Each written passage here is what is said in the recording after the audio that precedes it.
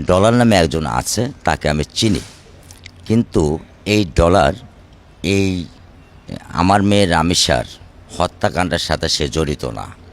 এবং আমি যতটা ধারণা করছি এবং যতটুকু আমি জানতে পেরেছি, এটা আমার কাছে মনে হচ্ছে সে যখন জেলখানার ভিতরে ছিল বা আরও 10জন মানুষের সাথে সে সলা পরামর্শ করে তার আইনগত একটা সুবিধা বা আর্থিকগত একটা সুবিধা, যেহেতু সে সেখানের স্থায়ী বাসিন্দা, এটা পাওয়ার জন্য এটা তার একটা ছল চাতুরি। এছাড়া আমার কাছে আদারওয়াইজ অন্য কোনো কিছুই মনে হচ্ছে না।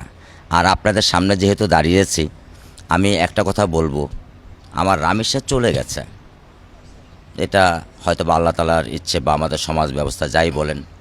তারপরও আমি মাননীয় প্রধানমন্ত্রী যে দ্রুততার সাথে আমার রামেসার বিচার প্রক্রিয়া শুরু করবার জন্য উনি যে কথা দিয়েছিলেন, এবং মাননীয় যুব ক্রীড়ামন্ত্রী উনি বারবার আমার সাথে যোগাযোগ রাখছেন এবং আমাদের স্বাস্থ্যগত, আইনগত এবং যত দিকে যা সমস্যাগুলো যে আছে, উনি আমাকে একেবারে আপন ভাইয়ের মতো করে নিয়ে আমাকে উনি আগলিয়ে রেখেছেন এবং যত সলা পরামর্শ বা আইনগত এই দিক থেকে আমাকে সাহায্য করছেন।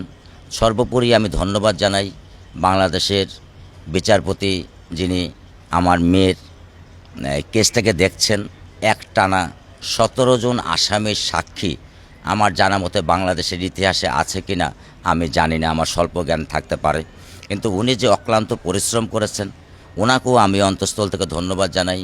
তার পাশাপাশি সরকার নিয়োজিত যিনি উকিল আছেন, ওনাকেও আমি ধন্যবাদ জানাই এবং বিচার বিভাগের সমস্ত কর্মকর্তা কর্মচারীকে, তাদেরকে আমার অন্তঃস্থল থেকে ধন্যবাদ জানাই এই বিচারটা দ্রুততার সাথে এবং একটানা করবার জন্য।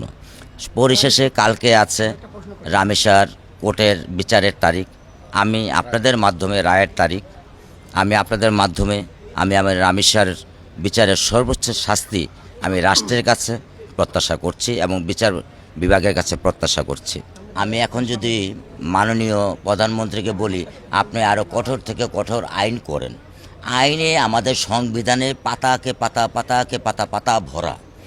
আপনি আইন করলেন, আইনের যদি সঠিক বাস্তবায়ন না করা যায়, তাহলে সেই আইন কি কোনো প্রয়োগে আছে? সেই আইন কি কোনো প্রয়োজনীয় জনগণের কাজে উপকারে আসবে? আমরা এরকম আইন চাই না। আমরা চাই যে আইনই করেন সেই আইনের দ্রুততম সুষ্ঠু বিচার, সুষ্ঠু তদারকি, এবং সেটা যেন লাল ফিতার ভিতরে আটকে না যায়। আসিয়ার মতো বা আরও যারা আমাদের পূর্বে বোন আছেন বা যারা নির্যাতিত শিশু আছেন প্রতিনিয়ত হচ্ছে, এর আমরা ওই লাল ফিতার ভিতরে আটকে যেতে চাই না।